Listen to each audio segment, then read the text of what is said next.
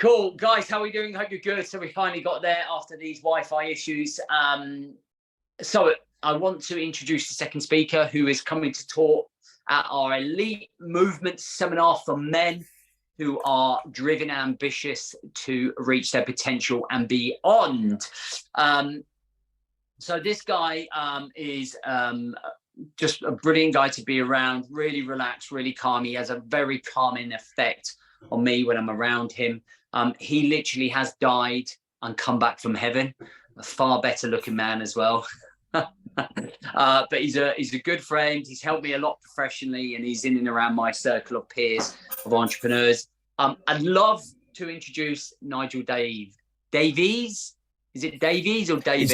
It's Davies. It's actually, hello everyone. I'm Nigel Davies, but I'm actually pronounced Davis. It's the Welsh spelling, but the English pronunciation. Oh, blame my grandparents. But yeah, it's really great to be here and really excited about, coming to the Elite Movement Seminar in November and telling you a bit more about my story and everything you mentioned. I love it. Yeah, definitely. So we're going to get onto it. We're not going to dive in too deep because we don't want to ruin the story on the day. This is just really an introduction for people who are thinking about coming up for the day. It's going to be a very inspirational, impactful day. So listen, the clue's in the title, The Man That Died for 29 Minutes, right? It's like, and I know we laugh about it, but it obviously wasn't funny. But talk about your life leading up to this event. What was happening? Yeah, so I'm an independent brand consultant, so work by myself, like a lot of people, self-employed, running a business, doing everything that I need to do every day. The whole kind of, I guess, taking on lots of projects. So at the time, I was doing what I call direct client work. I was working with big charities and just sort of maximizing sort of the opportunities that were in front of me. And I did notice, I'd also got married a couple of years before, so there was more things going on in family and stuff like that. And I did notice a few weeks before, and even went, surprisingly, as a man, went to the doctors, and I just thought something was up, but nothing that serious. And the doctor just sort of packed me off with an inhaler, and that was it, really. Well, you struggling with your breathing? Yeah, I was struggling with breathing, and he just thought it might have been a bit of mild asthma. And then I guess, what happened, I've got no idea what happened at all. All I know is that I was at work one day, and in fact, I don't even remember. I lost my memory from the about a week before. I then just remember waking up in a hospital, staring at a ceiling, someone saying, "Do you know where you are?" I went, "Not really. Am I at school?" Because I think that was the only sort of experience I'd ever had of gazing up in those sort of buildings. And it transpired I had a cardiac event, and 29 minutes of downtime, which means no blood and oxygen to the brain. And here I am today. So that kind of resolved itself. It's incredible. Do you like on the build up? Like with you having obviously the cardiac arrest, do you think there was do you think that you were going through elements of stress and build up and overwhelm and everything through running your business?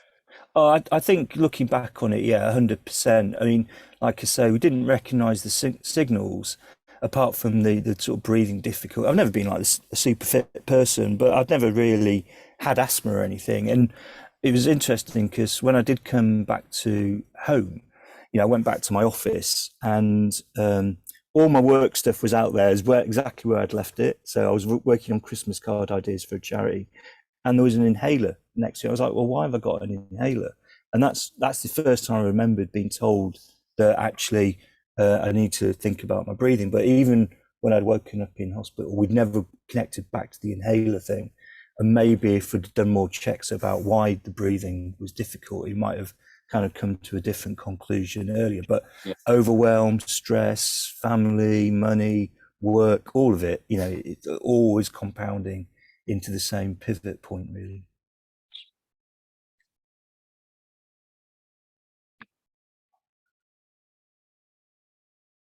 So I think during the time of your build up, so we're trying to paint a picture here. Were you like, I guess you probably look at a lot of people around you today, because you are surrounded by lots of entrepreneurs, right? So like you're in my world, as in like we're in the same mastermind together.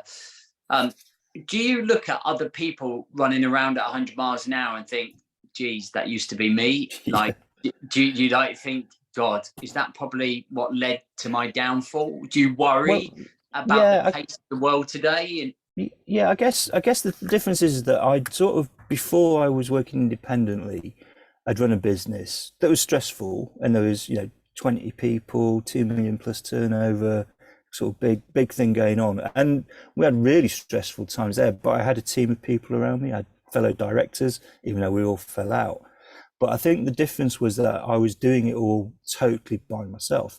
But I guess the difference now is sort of hanging out with you and other people and other entrepreneurs.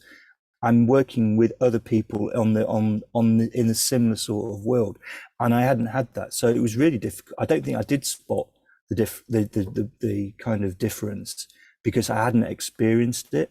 Whereas now, with yourself and other entrepreneurs, it's much clearer to see what's going on and these massive overwhelm. And it's not just sort of the business stuff, but actually you forget that when you've got a team around you of other people going through similar things, that just helps alleviate the stress, even if they're your work colleagues. So doing anything completely by yourself is automatically more stressful. So I've definitely found real value in hanging out with someone like yourself and the other people that we know, and just sort of sharing our pain a bit actually really helps alleviate the stress. So yeah, 100%. Do you think we do that enough as humans? Do you think we elevate a lot of the pain and sacrifice that we go through to, like me and Hayden? Well, I think it's difficult. Yeah, I think it's difficult because as you probably know, if you talk about it in family situation with your wife or your kids or whatever, they might just see it as a bit of moaning, or they might just sort of try and answer it, which is probably not what you want. You just want to offload it, and then offloading onto family is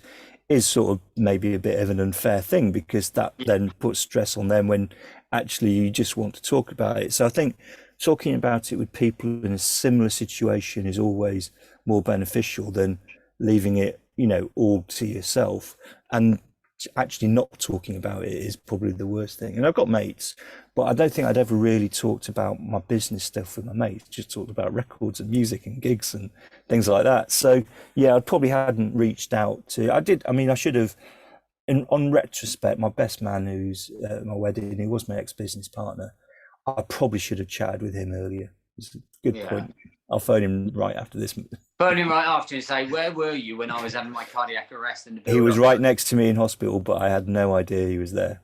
He was one of the first people that was there. Yeah. So that must have been quite a scary experience, to kind of wake up and not know where you were and wonder what's happened. Like, it must, to be dead for 29 minutes is incredible. And for you to still be functioning, like thinking and working and... I think it was scarier for my family, certainly my wife, because they'd got into the position of, who's going to take responsibility for switching him off, and she was like, oh, well, we're not switching him off type thing. But it had got to that sort of part of duty of care and all that sort of stuff. I think most people were worried about what I would be like when I came out of that extended period of being in a coma. And what they do, I don't want anyone to have gone through it, but if you have, they sort of start you with some basic tasks like what day of the week it is, and and kind of order these things in size and put the red pencil on the left, and they start with really basic things, and they're really hard to begin with. But I think quite quickly, I think my cognitive abilities kind of came back, and I think that was what most people were worried about, is that whether I'd be able to sort of think. It's less about talking and stuff like that. It's more about, would my brain still work in a similar way that it had before? Being a brand consultant, having to sort of, I sort of pride myself on coming up with ideas and selling ideas and that sort of, and thinking quickly. But that almost sort of rewired itself before some of the basic things like walking. It's quite weird how the body kind of responds to trauma and finds those pathways that work. So as you know me, I'm not the fittest person in the world. It just didn't bother with fixing my legs. It fixed my brain before it fixed my legs, because Nigel doesn't really do a lot of exercise. He doesn't need the legs as much. Let's work on the brain and get that going back again, which is kind of ironic. So now I do have a few issues with my legs. So it's probably why I've got that slightly calmer pace of life now as well. But yeah. I know. So for anyone, obviously you wouldn't know, but I think it was we went to Thailand, didn't we, together on the mastermind, and it was and obviously your pace of walking is almost very, very steady compared to everyone else's. And I remember sticking back and walking with you and going, and I remember when we went out for dinner and we come back and I was like, I need to be more like Nigel, because seeing the world at his pace, and it is so true. I feel different and I see things different and I'm calmer, and I still take that on board with me. And actually, I wonder whether you have seen the world differently, and now that this has happened, now that you're slowing down, that you've had to slow down to manage your heart and manage you, whether you see the world different rather than the let's go fast-paced, hungry entrepreneur businessman that was thriving. Yeah, definitely. I did some is it NLP work, and they were sort of asking me when do you feel stressed and anxious, and and keep a diary of all that sort of stuff. And it would tended to be like stupid things like getting a train, because we always leave too late to go for a train. So if it's 10 minutes to the station for me. So I leave 15 minutes before rather than 10 minutes before. I can take it steady and I don't get stressed thinking, am I going to lose a train? My son, he's a teenager. He'll leave 6 minutes before, race up to the station, probably still get the train. But it's like just sort of, noting when you are getting anxious and then just stopping, because without a shadow of a doubt, does it make a difference if I get that train or the one that's 10 minutes later? Not really in today's life. Yeah. So it's just, definitely being a bit calmer has definitely been a thing. And also just focusing on a few things at the same time. That was really quite important to me. I'm better, but originally, like stupid things like, remote controls were really, and they are quite tricky anyway, but I couldn't operate a mobile phone, but I could talk about branding. It's kind of weird. You've got to retrain and relearn these things and then they come back, and it gives you an insight. I think, my dad's sort of 86, he's had a few strokes, into what it's like being a lot older and trying to face the world around you today.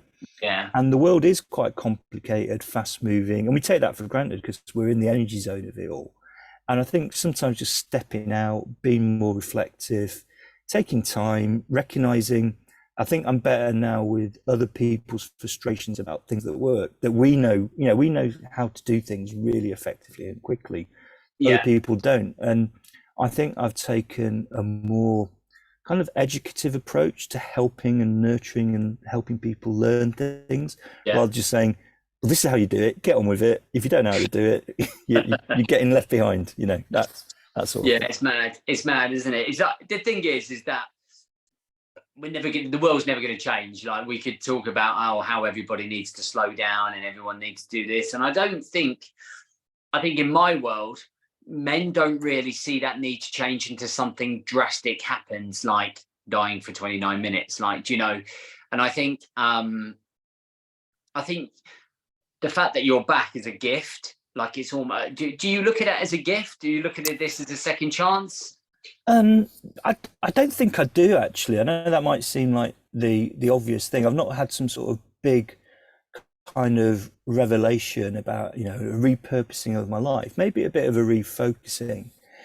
I think, what I would say is that don't wait for a dramatic moment like that to happen. I mean, I was thinking it was 1% survival rate. That's taking it to the extreme. We want to recognize the signals and do something about it before we're forced into action. And I think looking back, I could have done more to be calmer and more controlled back then, rather than have to have an event to make me more calm and controlled. 100%. And I think that's the thing. And like I've said already, and I think we're all increasingly aware of it, but sharing things, talking to people that can relate, not just talking to anyone. Talk to my parents, they don't get it. But I Yeah. talk to someone like you get it because you're a business owner. I talk to Yeah. other people that I meet, and I think talking to your, I mean, you call it your team, but the people around you that are on your side that are really understand the situations that you're going through from the different perspectives is totally invaluable. But no, it wasn't a massive aha moment type thing. There was no white light or anything. I hung out with Alex Turner from the Arctic Monkeys for quite a bit of it, which was good fun. But then I was someone going was to say, playing his new. did you see anything on the other side? Was there anything on there? Well, yeah, well, I saw England do really well in the World Cup, but it was happening at the same time. So people were telling me what was going on in the World Cup. So there was this one thing where it was like imagine like those flyover cams, and England strung together like 8 headers, scored a goal. This is in my mind, but actually it was because people were playing with the World Cup. So I was imagining what they were doing, but I had no consciousness about any of that really. Man, isn't it? It's incredible. It was incredible. Well, I'm looking forward to you sharing the journey when you come to Birmingham.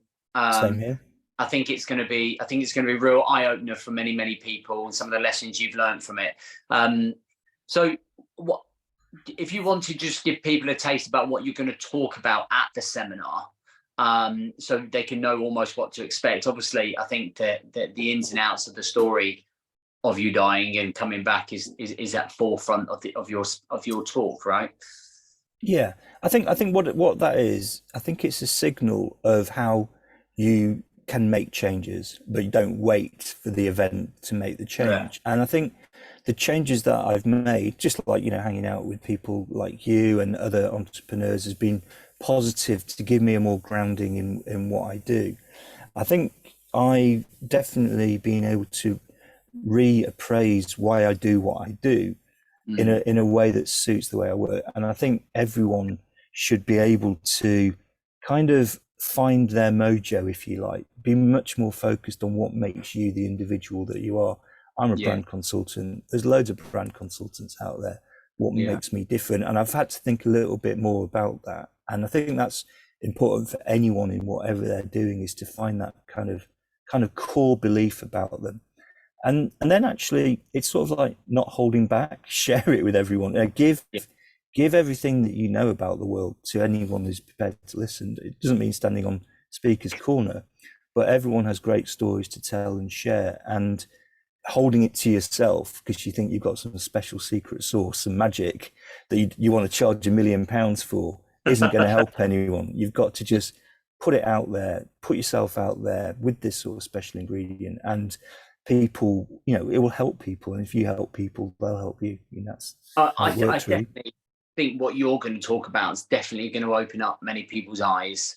Many people are very career driven, very success driven, highly perform, like that high performance mentality where they just want to get after it and want to do it. And I think sometimes we've got to take a step back and go, there's something much bigger here than just career success, professional success. There's longevity of life, there's seeing your kids grow up, there's connection with relationships, there's staying alive, there's being fit, there's all of these things that I think I think matter. I think they really do matter, and I think your talk's going to put that light. Definitely one of the things that came out of even the stuff that we did more recently on the self-mastery stuff, I think the thing that I've kind of even thought about with myself and my brand and the vision. Now, so if you might have a vision about you wanting to be success and have the big house, the dream life, all that money and stuff like that. I've sort of come around to actually what I want to get out of all this is to have some sort of legacy. And you can't leave a legacy if you die too early. And if you can't do that, if you don't share it with people, I mean, you can have fantastic success, but if you don't leave that mark, then you have wasted quite a bit of that kind of special stuff that you've got. And I think leaving a legacy is definitely the thing that I've been orientated towards, and that actually is very motivating because it means you've got to take action, you've got to do something to leave that legacy. It's not going to happen without you doing it. And I think everyone should be leaving some sort of legacy, apart from just a big bunch of records that have to be put into boxes. There's so many. For anyone that's just listening and not on YouTube, I mean, Yeah. it is like talking to someone who owns a record shop. There must be. 6,000 records. And that's the other thing, is I never talked about my passion and my business. I separated those two things off. I'm really passionate about music. For 27 years of my career, I never spoke about the two. It's been such a relief. Talk about your passions and business. Yeah, I think so. Should have been a record artist. So Still time. Still time. There's always time, and I think that's what's so valuable about this chat is understanding that you don't have an abundance, though, because at any moment you don't know. It just could be like that, right? So I'm really excited for you to be with us, Nige. So for those that obviously are listening, tickets are going to be on sale from the 1st of August. You will only get the early bird tickets. We are limited on tickets and seats because we sold a lot already from last year. You have to be on the waiting list. The waiting list is attached to the link here somewhere, whether it's on YouTube, Instagram, or the podcast. It's in the description somewhere. Get yourself on that. And on August the 1st at 12 o'clock, we'll be releasing tickets for early bird to come see Nige, Hayden, me, and then obviously Marcus as well. And just be in a group, in a room with over 100 guys, all purposely looking to improve the way they show up and reach their absolute potential in life. And I think it's going to be the best one yet, because it's very impactful, and we've got some really impactful speakers coming along. I was joking with Hayden.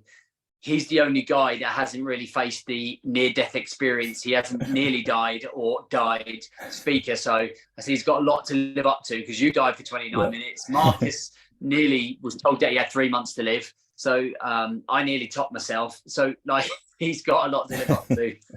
Well, I guess Hayden, knowing Hayden, he's sort of super kind of focused, and that's not part of the plan. And if it's not a part of his plan, it's not going to happen, because that's why he's successful. So we didn't not put it in our plan. He's probably put it in his plan. Don't die. You keep asking me what's my vision. I keep saying stay alive and stay married. That's now in the plan. That was never in the plan before. But keep drinking Guinness. Keep drinking Guinness. Look forward to it as well. Yeah, I can't wait. It's going to be good. A great day. So really good. So thank you again for your time. I'll catch you when we stop recording. Guys, thank you for listening. Just let us know what you thought of this chat, and we'll see you on Saturday, 25th of November up at Aston Villa Stadium.